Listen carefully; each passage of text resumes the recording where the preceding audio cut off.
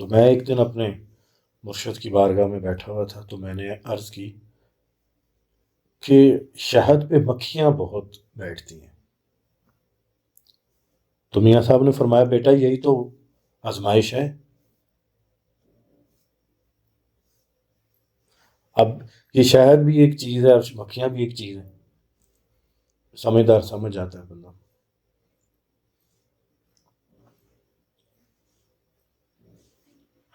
تو آزمائش تو بندے کے ساتھ ہر وقت چلتی ہے، کوئی ایسا لمحہ نہیں، کوئی ایسا وقت نہیں کہ تم آزمائش کی زد میں نہ ہو، تم ہر وقت چلتے، ایک ختم ہوتی دوسری پتہ نہیں کب سے شروع ہوئی ہوتی۔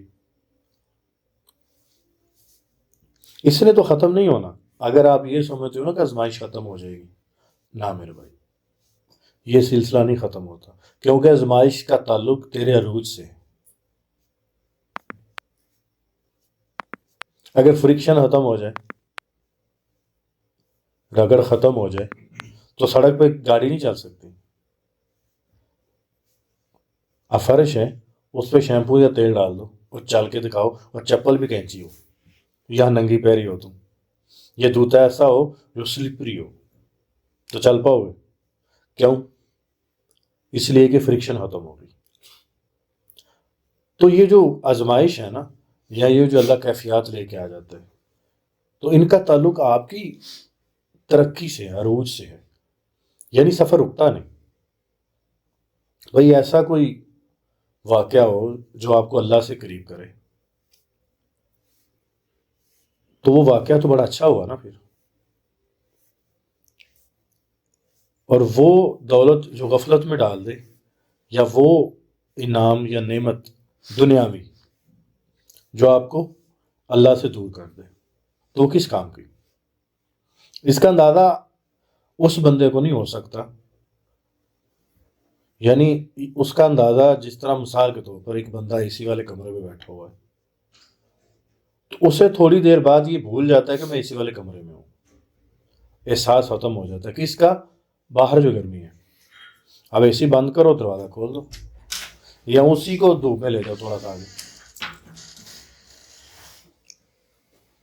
تو وہ اس نعمت کو وہ پھر محسوس کرتا ہے کہ میں کتنی بڑی نعمت میں تھا، میں اے سی والے کمرے میں تھا، یعنی پہلے میں فضل میں تھا، اب فضل اٹھا لیا گیا۔ فضل وہ والا نہیں، فضل جسے دنیا دار کہتے ہیں فضل،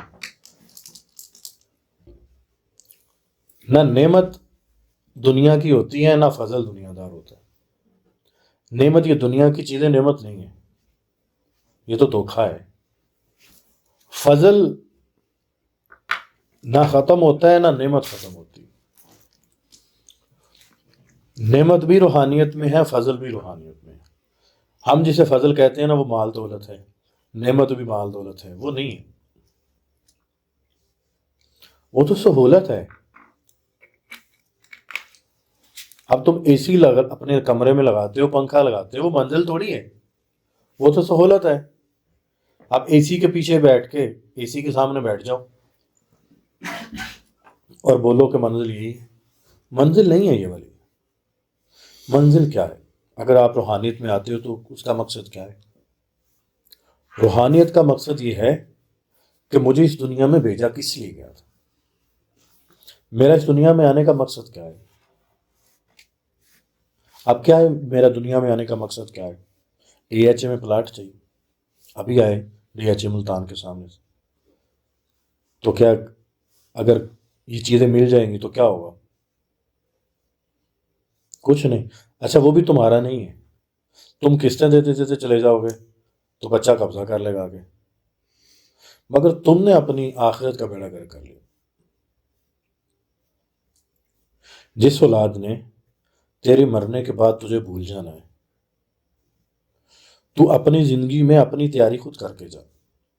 یہ مت سوچنا کہ کوئی پیچھے تجھے بیٹھ کے اصالہ ثواب کرے گا، وہ اصالہ ثواب کر بھی لے تو تجھے اس کا کیا فائدہ ہے؟ زیادہ سے زیادہ کیا فائدہ ہوگا؟ رب تک تو نہیں پہنچ سکتا اس اصالہ ثواب سے۔ رب تک پہنچنے کے لیے یہ زندگی، یہ دنیا ہے جو تھوڑی سی ملی ہے آپ کو اور مجھے بھی، اگر اس کے لیے تھوڑی سی کوشش کرو گے نا، اور آج اپنے نبی کو یاد کرو، آج اللہ کو یاد کرو، آج ان ہستیوں کو یاد کرو جنہوں نے رب کو پایا. اہل بیت ہیں وہ ہستیاں، صحابہ کرام ہیں وہ ہستیاں، خلفائے راشدین ہیں وہ ہستیاں، اولیاء اللہ ہیں، تابعی ہیں، تبع تابعین ہیں، انبیاء کرام ہیں. آپ ان کی زندگی پڑھو، کیا انہوں نے کوئی بھی، اور ان ہستیوں سمیت کوئی بھی ایسا بندہ یا بندی جس نے رب کو پایا ہو اور اس پہ آزمائش بھی نہ آئی ہو؟ یہ نہیں ہو سکتا. اور وہ ہستیاں، انہوں نے اللہ کے لیے دنیا کو اختیار نہیں کیا. پھر یعنی اللہ کے لیے دنیا چھوڑنی پڑی تو چھوڑ دی، مگر اللہ کو نہیں چھوڑا. اور اگر کوئی بندہ آپ سے پوچھے کہ یار، آپ سے بولے کہ میں آپ کے لیے اپنا گاؤں چھوڑ دیا، میں نے آپ کے لیے اپنا شہر چھوڑ دیا کہ مجھے آپ سے محبت تھی تاکہ میں اللہ کو پا سکوں، آپ اس کے لیے کیا کیا کرو گے؟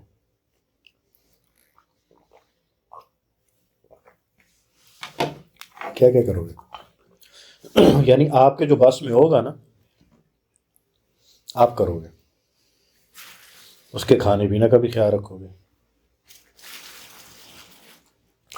اس کے رہنے کا بھی، یعنی اس کے لیے ہر سہولت آپ مہیا کرو گے. تو اللہ کے بارے میں کیا خیال ہے کہ اللہ کمزور ہے، کہ اللہ بوڑھا ہو گیا؟ اللہ تو ہر عیب سے پاک ہے نا. تو اگر آپ اس کے لیے ایک قدم اٹھاؤ، مگر ایک پہلا قدم شرط ہے کہ تو نے اٹھانا ہے. مجھے میرے مرشد نے بھی یہی پڑھایا تھا اور یہی سکھایا تھا کہ پہلا قدم تو اٹھائے گا، وہ نہیں اٹھائے گا. پھر پہلے کے بعد تیرا کوئی قدم نہیں ہے، پھر تو چیئر لفٹ ہے. مگر جو پہلا قدم، جو ڈسٹینس ہے نا اس کا، کئیوں کا 6 سال، کئیوں کا 8 سال، کئیوں کا سال 2 سال، یہ ڈپینڈ کرتا ہے اللہ پہ. میرے پہ تو 8 سال رہا، مگر اس 8 سال نے مجھے پوری زندگی کا فلسفہ سمجھایا تھا کہ لباس نہ ہو تو کیا ہوتا ہے، کپڑا نہ ہو تو کیا ہوتا ہے، دنیا کی سہولیت نہ ہو تو کیا ہوتا ہے. مگر اس وقت بندہ جب اس کیفیات میں اور اس آزمائش میں رہتا ہے نا، تو بندے کو ایک سمجھ آ جاتی ہے کہ یہ ساری چیزیں دھوکھا ہے، کہ زندہ تو میں اب بھی ہوں، بے شک کوالٹی آف لائف تھوڑی سی کم ہے، مگر اللہ ہمیشہ ویسا رکھتا نہیں. اور مجھے وہ 8 سال اس طرح سے لگے، میں نے اللہ سے ایک دفعہ ایک عرض کی، دعا کی کہ کوئی ایسا انتظام ہو کہ میرے ساتھ جتنے لوگ اٹیچ ہیں میری فیملی کے، ان کا بھی سارا سرکٹ چلتا رہے، اور میں روحانیت میں اپنا جو سفر طے کر سکوں. مجھے اس کی فکر اور ٹینشن نہ ہو. مجھے اس چیز کے لیے 8 سال لگ گئے. حالانکہ لگتا ہے یار اس میں کون سی بڑی بات ہے، تم کو کاروبار کرو چلتا رہے. مگر یہ کہنا تو آسان ہے کہ کاروبار چلتا رہے، یہ ساری چیزیں ہوتی ہیں. مگر مجھے اس وقت کچھ سمجھانے والا نہیں تھا کہ یہ رستہ طے کیسے کرنا ہے. یہ منہ سے نکال تو دیا تھا، مگر پتہ نہیں تھا. پھر جب مجھے کچھ تھوڑا سا پتہ چلا، تو پھر میں نے ایک فیصلہ کیا تھا کہ میں چھوڑوں گا نہیں اس بندے کو جو اس رستے پہ سفر طے کرنا چاہتا ہے. یعنی جو بھی اس رستے کو طے کرنا چاہتا ہے، میں اس کو چھوڑوں گا نہیں انشاءاللہ. یعنی جتنا مجھے پتہ ہے میں اسے ضرور بتاؤں گا، اور ہاتھ پکڑ کے بتاؤں گا. تو اگر زندگی میں کچھ ایسی نعمت مل جائے کہ تجھے کوئی ہاتھ پکڑ کے تجھے چلائے، اس سے بڑی کوئی نعمت نہیں، اس سے بڑا کوئی فضل نہیں.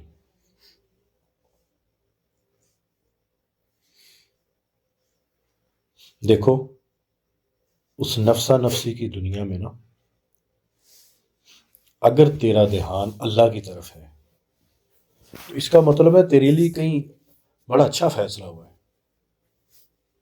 بھائی تمہیں کیا ضرورت ہے درود پاک پڑھنے کی؟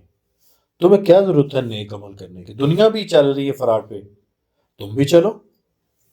دنیا جو عذر اللہ کے سامنے پیش کرو گی تم بھی کر دینا کہ اللہ نفس پرستی بڑی تھی، فتنہ تھا، میں تیرے نبی سے اتنے 100 سال بعد پیدا ہوا. آپ بھی کہہ سکتے ہو. مگر دیکھو اس شخص میں اور ایک اس شخص میں جس جو عمل کر گزرا، عمل ٹھیک ہوا یا نہیں اس سے کوئی لینا دینا نہیں ہے. تم اس میدان میں اترے کہ نہیں اترے اس سے پوچھ گچھ ہوگی. اگر تم اترے اور شہید ہو گئے یعنی مارے گئے، یعنی زندگی پوری ہو گئی. مگر نام کن میں آتا ہے؟ شہیدوں میں. تو سفر طے ہو یا نہ ہو، سفر مکمل ہوتا ہے یا نہیں ہوتا، اس سے تمہیں کو لینا دینا نہیں، کیونکہ زندگی تو اللہ کے ہاتھ میں ہے. جتنا سفر طے ہو جائے اتنا اچھا ہے، کیونکہ آخرت میں تم ان کے اتنے ہی زیادہ قریب ہو گئے. کس کے؟ نبی کریم صلی اللہ علیہ وسلم.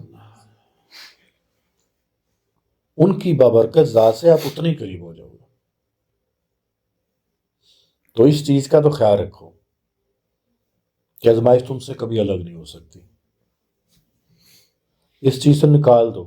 اس پہ اس رستے پہ چلتے ہو یا نہیں چلتے، یہ رہے گی ساتھ ہی. تو جب جس چیز میں ساتھ رہنا ہو تو تمہیں ڈرنے کی کیا ضرورت ہے؟ چلو. بلکہ دیکھو ایک بندہ ہے ڈنڈے گھما رہا ہے، ڈنڈا پکڑا اور گول دائرے میں گھما رہا ہے. اب ڈنڈا زور کا کس کو لگے گا؟ جو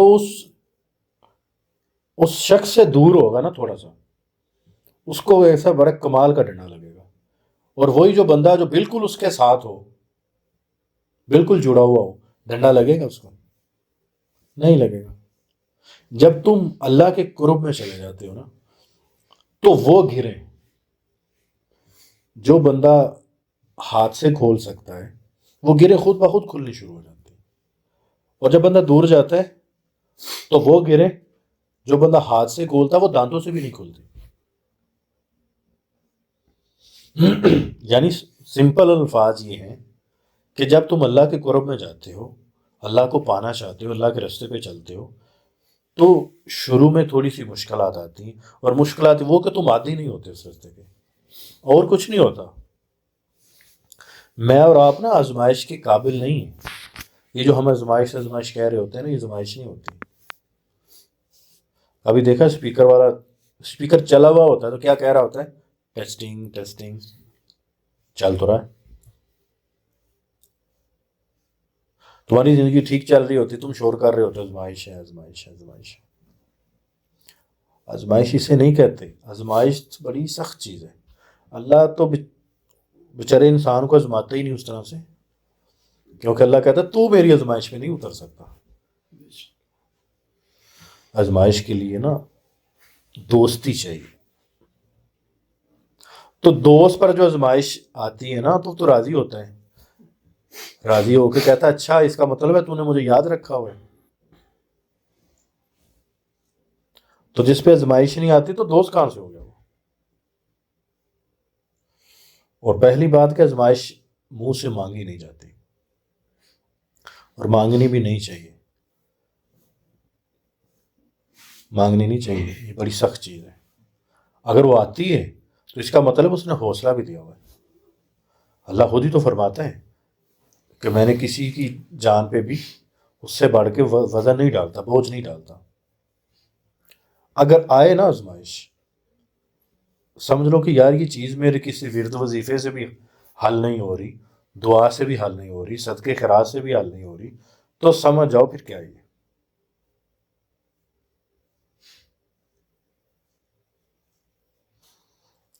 ابھی چند روز پہلے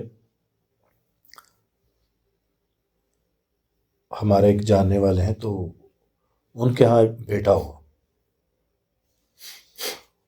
اور بیٹا ہو گیا چھٹے ماہ میں.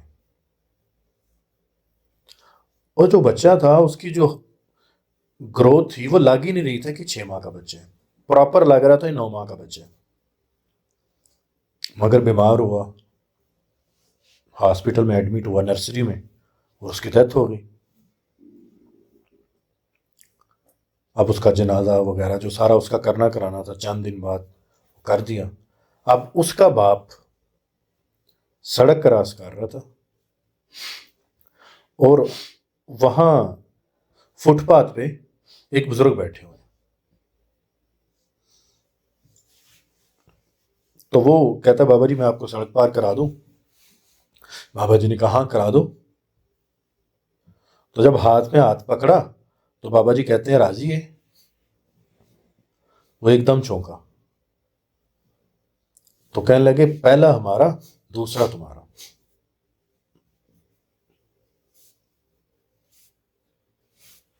کیا کہنے لگے؟ ہاں، یعنی پہلا بچہ جو تھا نا ہم نے لے لیا، دوسرا تمہارا ہوگا انشاءاللہ۔ سڑک پار کی اور ہاتھ میں چھڑی پکڑی ہوئی تھی، ٹانگوں پہ ہلکا ہلکا سامان لگے، چل بھاگ جا چل بھاگ جا چل بھاگ جا یہاں سے۔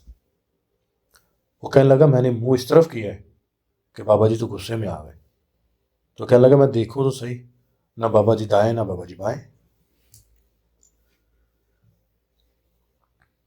اب کیا بتانے آئے تھے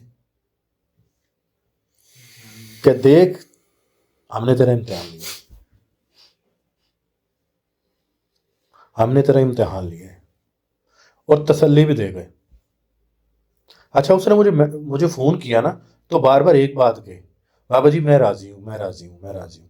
میں نے کہا اسے کیا ہو گیا، یہ کیسی باتیں کر رہے ہیں؟ یعنی یہ باتیں ابھی تیرے والی نہیں ہیں،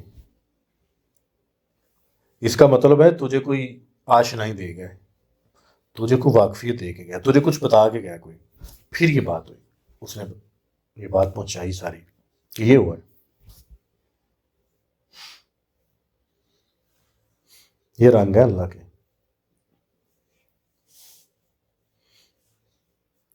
تو خلاصہ یہ ہے، بچا ہوا بندہ وہ بندہ عافیت میں جو اللہ کے رستے پہ ہے اور اللہ کی محبت میں اس کے رستے پہ چل رہا ہے۔ کوشش کرو کہ اور پوری کوشش کرو۔ اب دیکھو جس کا بچہ بیمار ہو اس کے بچانے کے لیے کیسے جتن کرتا ہے، سر توڑ کوشش کرتا ہے۔ اگر ہم تھوڑی سی بھی کوشش کریں تو ہم اس رستے پہ چل سکتے ہیں، اور اللہ ہماری اس کوششوں کو ہم سے بہتر جانتا ہے۔ وہ بڑا باریک بین ہے، وہ بڑا لطیف ہے۔ اس کا جو اسم مبارک ہے نا لطیف، کبھی میں لطیف کے بارے میں بتاؤں گا کہ لطیف کیا چیز ہے۔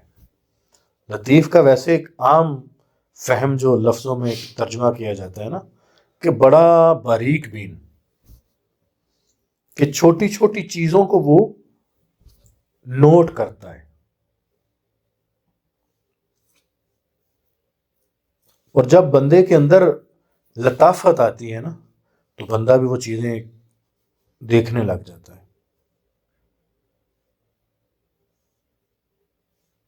تو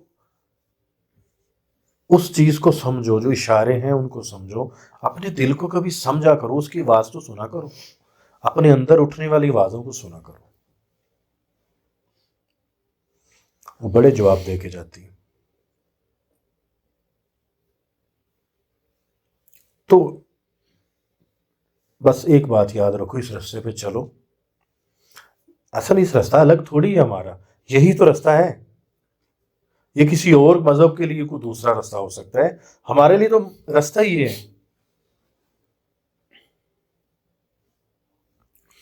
تو اگر اس نے اتنا فضل اور کرم کیا، یعنی نہ تم دوسرے مذہب سے کنورٹ ہو کے آئے، ٹھیک ہے، نہ کسی ایسے مسلک سے ہو کے آئے کہ جو اللہ کے رستے کو مانتے ہی نہیں، نہ کسی ایسے جنگل سے آئے کہ پتہ ہی نہیں دین نام کی چیز کیا ہے، یعنی پکا پکایا تمہیں ملا وہ، یعنی گھر سے بھی کوئی روک ٹوک نہیں، بھائی تم یہ صوفیانہ طرز کیوں اختیار کر لی؟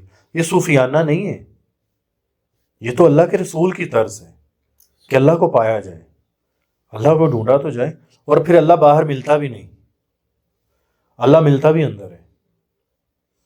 اللہ کہتا ہے میں تو تیری شارک سے بھی زیادہ قریب ہوں۔ اب شارک اتنی قریب ہے کہ اگر چھری پھیری جائے تو سب سے پہلے وہی کٹتی ہے، اس سے بھی زیادہ قریب۔ فرشتوں نے کہا اللہ یہ تیری امانت ہے، جو عشق ہے تیرا، جو تو نے منتقل کرنا ہے انسان میں، یہ کہاں رکھیں؟ کیا ہم پہاڑوں میں چھپا دیں؟ اللہ نے کہا یہ پہاڑوں میں بھی پہنچ جائے گا، یہ تلاش کر لے گا۔ تو فرشتے کہنے لگے اللہ پھر سمندر میں چھپا دیتے ہیں۔ اللہ نے کہا یہ سمندر کی تہہ میں بھی پہنچے گا۔ تو فرشتے کہنے اللہ فضاؤں میں، ہواؤں میں، وہاں چھپائیں۔ اللہ کہتا ہے یہ اس کی وسعت کو بھی چیرے گا، یہ آسمانوں میں بھی پہنچے گا۔ کہنا یا اللہ پھر کہاں چھپائیں؟ اللہ نے کہا اس کے اپنے اندر چھپاؤ، یہ اپنے اندر کبھی نہیں جھانکے گا، یہ کبھی گردن جھکا کے اپنے اندر نہیں تلاش کرے گا۔ جب اس نے اپنی نعمت، اپنا عشق تیرے اندر منتقل کر دیا تو باہر کہاں تلاش کر رہا ہے؟ سب کچھ تیرے اندر ہے، باہر کچھ نہیں۔ اچھا یہ بتاؤ کوئی خوشی کی خبر ملے تمہیں تو ایک دم سے موسم کیسا بدلتا باہر کا؟ نہ بھی کوئی بات ہو تو بندہ ایسے ہنس رہا ہوتا ہے، ایسے چوکس ہوتا ہے۔ اگر کوئی بھینس کٹا مار جائے اپنا یا نقصان ہو جائے، کوئی ایسی بات ہو جائے تو کیسے موسم بدلتا ہے؟ اچھا باہر ایک جیسے ہی ہے، صرف تو اندر سے بدلا، تیرے اندر وہ کیفیت ایسی آئی کہ تو کہنے لگا یار باہر موسم بڑا اچھا ہے۔ اچھا ایک اور ہے، جیب میں پیسے ہوں، کوئی لاکھ 2 لاکھ گڈی ہو جیب میں، بندے کے چلنے کا انداز بدل جاتا ہے۔ بدلتا ہے کہ نہیں بدلتا؟ بندے کے کھڑے ہونے کا انداز بدلتا ہے۔ جس کی جیب میں پیسے ہیں وہ کبھی ہاتھ باندھ کے کھڑا نہیں ہوتا، وہ جگہ باندھتا ہے بھائی پیسے ہیں، مگر ابھی اسے پیسے کی حقیقت کا پتہ نہیں، چلو وہ تو ایک الگ بات ہے نا۔ اور جس کے پاس نہیں ہے وہ بیچارہ گھبرایا ہوا اور پریشان حال۔ یعنی پیسہ اثر رکھتا ہے، پیسہ اثر رکھتا ہے، یعنی تم پہ کتنا اثر ہے اس کا، کہ جیب میں ہو تو تمہیں کوئی کسی کی پرواہ نہیں، کوئی رشتے دار ملتا نہیں ملتا کوئی بات نہیں یار۔ اچھا رشتے دار بھی پھر خود آتے ہیں، اس کم وقت میں طاقت بھی ہے نا۔ مگر جو اللہ کے بندے ہوتے ہیں نا، جو اللہ کے دوست ہوتے ہیں، انہیں پتہ ہے کہ یہ اصل چیز نہیں ہے۔ یعنی تو یہ تو سفر کا کرایہ تھا، یعنی میں آپ کو بولوں یار یہ تم لاہور جاؤ اور میرا کام کرنا، یہ رستے میں یہ پیسے ہیں، یہ کرایہ بھی دینا، کھانا بھی کھا لینا، اب جو میں نے تمہیں کرایہ دیا تم اس سے بھی لگ گئے، چلو۔ اور جہاں بھیجا تھا وہاں پہنچے نہیں، کسی رستے میں کسی جگہ گھر لے لیا کرائے پہ اور وہیں رہنے لگ گئے، اور میں تمہیں پیسے بھیجتا جا رہا ہوں یا میرا کام کر دینا، اور تم کہہ رہے ہو رہا ہے، دھوکھا ہوا نا، دھوکھا دے رہے ہو۔ اچھا دھوکھا بھی خود کو ہی دے رہے ہو، یعنی تمہیں بھیجا تھا میلہ دیکھنے کے لیے، تم وہاں بس بستر لگا کے بیٹھ گئے، تو جب میلہ ختم ہو نا میلے والے تو کہنا چلو نکلو، پھر تو بڑی دیر ہو جانی ہے، اس سے پہلے کہ اپنا میلہ لگنے لگ جائے۔ اس سفر کو اپنے کو طے کر لو، یعنی اس سفر کی شروعات کر لو۔ طے کرنا نہ کرنا یہ سارا فضل اللہ کا، یہ سارے فیصلے اس کے ہیں، کس کو پتہ ہے؟ حضرت بھولی شاہ قلندر رحمۃ اللہ علیہ ان کا سفر کے دوران ہی انتقال ہوا تھا. اور آپ کیا کہتے ہو کتنے دنیا میں کلندر ہیں؟ مگر 2.5 کلندر تو نہیں ہے، کلندر تو بہت زیادہ ہیں. بھائی تمہیں 2 کلندروں کا پتہ ہے، اس میں ہمارا قصور کیا ہے؟ یا مجھے پتہ ہے 2 کلندروں کا، یہ تمہارا قصور تو نہیں ہے.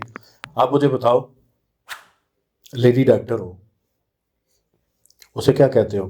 ہاف لیڈی ڈاکٹر کہتے ہو؟ کیا کہتے ہو؟ لیڈی ڈاکٹر کہتے ہو. اچھا اب کلندر عورت ہو جائے تو اسے کہتے ہیں آدھا کلندر ہے. حضرت رابعہ بصری رحمۃ اللہ تعالیٰ علیہ، وہ آدھا کلندر کہاں سے آتا ہے؟ کوئی کلندر آدھا نہیں ہے. کلندر جو ہے وہ پورا کلندر ہے، اور جو کلندر ہوتا ہے وہ بہت بڑی ہستی ہوتی ہے. یعنی وہ ٹائم اور اسپیس سے آزاد بندہ ہوتا ہے، زمان اور مکان سے آزاد ہوتا ہے. اس کا کوئی لینا دینا زمان اور مکان سے نہیں ہے. وہ بھائی ابو الوقت ہوتا ہے، ابن الوقت نہیں ہوتا. وقت کا باپ خود چلا سکتا ہے ہر چیز کو. تو بات وہی ہے کہ جس نے جتنا قدم اٹھایا، جس نے جتنا ہاتھ بڑھایا، اس کے ہاتھ میں اتنا آیا. تو عقل مندہ وہی، عقل مند بندہ وہ ہے. مجھے میرے مرشد نے اس بات سمجھائی تھی کہ کبھی اپنی پشت اللہ کی طرف مت کرنا، ہمیشہ چہرہ اپنے رب کی طرف رکھنا، پشت دنیا کی طرف رکھنا. دنیا ذلیل ہو کے تیرے قدموں میں آئے گی، اور رب تجھے اپنے فضل سے نوازے گا. اور اگر تو نے اپنا چہرہ دنیا کی طرف کر لیا اور پشت اپنے رب کی طرف کر لی، دنیا ذلیل کرے گی اور رب کبھی تیرے پیچھے نہیں آئے گا. تو جس کو یہ ایک جملہ سمجھ آ جائے نا، اس کے لیے کافی ہے. میاں صاحب نے فرمایا تھا دیکھو بیٹا، رزق تو لکھ کے تیرے گلے میں ڈالا ہوا ہے، تیرے پیدا ہونے سے پہلے کا ہی رزق تو تعین ہو چکا. تو پھر تو اس رزق کی تلاش کیوں نہیں کرتا جس کے لیے بھیجا اس نے تمہیں؟ تلاش تو انہیں کچھ کرنا تھا، تلاش تو کچھ کر رہے ہیں. یعنی جو چیز تیرے پاس ہے اس کو تو مارا مارا پھر رہے، اس کے لیے نہیں پھرنا. تو نے بھائی نشئی سارا دن نشہ کرتا ہے اور اپنی زندگی پوری کر کے مرتا ہے وہ. یعنی اپنا ایمان پھر نشئی سے بھی کام ہے.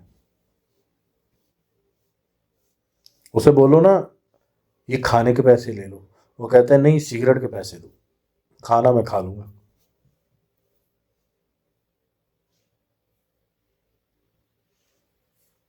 کھانا میں پھر نشئی کا ایمان پھر پختہ ہوا ہم سے.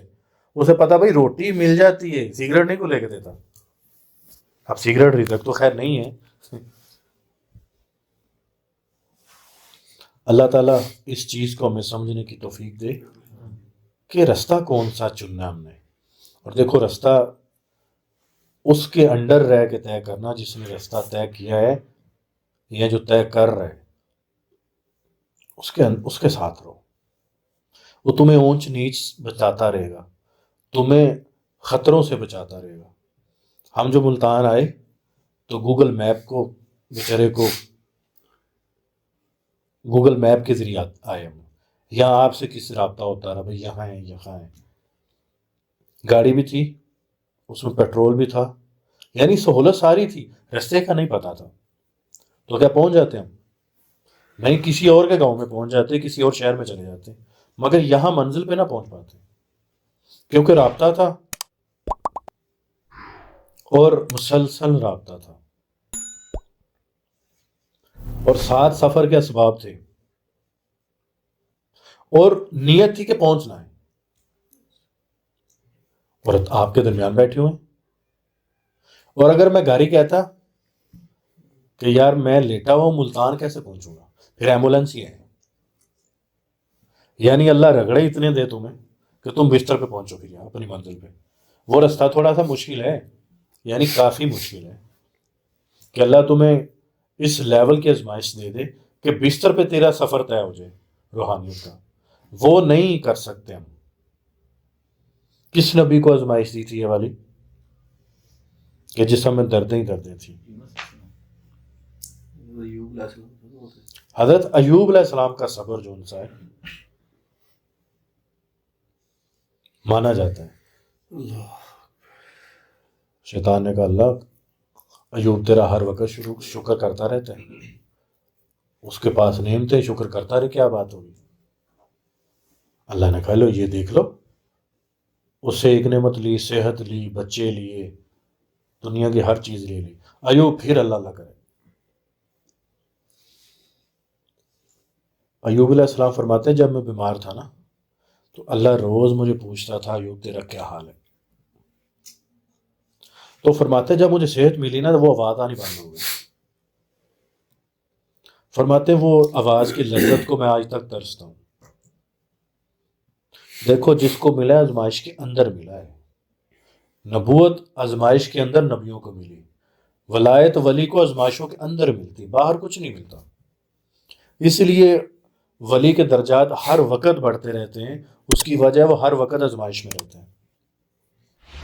اور آزمائش کو خوشبودار لباس کے نیچے چھپایا ہوا ہوتا ہے. اس نے آپ کو ہنسی مذاق کے نیچے چھپایا ہوا ہوتا ہے، اس نے مسکراہٹ کے نیچے چھپایا ہوا ہوتا ہے اس نے، کیونکہ وہ اس کا تعلق ہی دنیا سے نہیں ہے. وہ تو تعلق اس کا اپنے رب سے ہے، باہر سے نہیں ہے. اور اس کے ساتھ آزمائش کس درجے کی ہوتی ہے وہ جانتا ہے، اور اللہ جانتا ہے، اور اس کا رسول جانتا ہے، اور وہ ہستیاں جانتی ہیں جو اس کے ساتھ اٹیچ ہوتی ہیں. تو جب ہم میں سے کوئی مرے گا تو جب اس کے اوپر برزخ کی دنیا کھلے گی نا جا کے، تو اس کے سامنے تو ایسے ہی ہے دنیا ہوگی جیسے تم شیشے کے دوسری طرف ہو اور اس طرف دنیا کو دیکھ رہے ہو. تم کہو کہ یار یہ تو سارا کچھ ہی نظر آ رہا ہے، سارا کچھ ہی پتہ چلتا ہے. اور میں ساری زندگی یہی سمجھتا رہا کہ قبر کے نیچے بندہ جب چلا جاتا ہے اسے کچھ پتہ ہی نہیں چلتا، کچھ سمجھ نہیں آتی. وہ تو چلا گیا، اتنی مٹی اور اتنا سارا کچھ کیسے دیکھ سکتا ہے؟ بھائی یہ تو مر کے گیا بندہ دیکھے پھر، یا مرنے سے پہلے مرے تاکہ چیزیں سامنے آ سکیں. مگر مرنا ہی پڑتا ہے، چاہے زندہ رہ کے مر لو یا پھر اللہ کو جان دے کے مر لو، مگر آنکھیں کھلتی ہیں مرنے کے بعد. یہ زندہ رہ کے مر جانا نا یہ زیادہ اچھا ہے، کیونکہ پھر آنکھ تب کھلتی ہے جب یہ بند ہو جاتی ہے تو پھر مسئلہ ہو جاتا ہے، اور اچھا خاصا مسئلہ. پھر تو واپس پلٹنے کا کوئی ٹائم نہیں ہے. اس سے پہلے کہ وہ آئے تم وہاں چلے جاؤ، اس کی زیادہ ویلیو ہے. جب وہ آتا ہے تو پھر وہ گھسیٹتا ہی ہے. تم کہتے ہو مہلت مہلت، وہ کہتا ہے اتنے سال دی تو تھی، تو اب تب بھی یہی کرے گا، تو چلو. بس اللہ تعالیٰ ہمیں خیر و عافیت سے اس راستے پہ چلنے کی توفیق دے، اور اللہ تعالیٰ فضل فرمائے کہ ہم خیر و عافیت سے اس راستے کو پا سکیں، اس راستے کی منزلوں کو ہم پا سکیں اور اپنے رب تک پہنچ سکیں کامل برکت، کامل عافیت، کامل سلامتی اور خیر کے ساتھ، اور بغیر تخیر کے. آمین ثم آمین برحمتک یا ارحم الراحمین.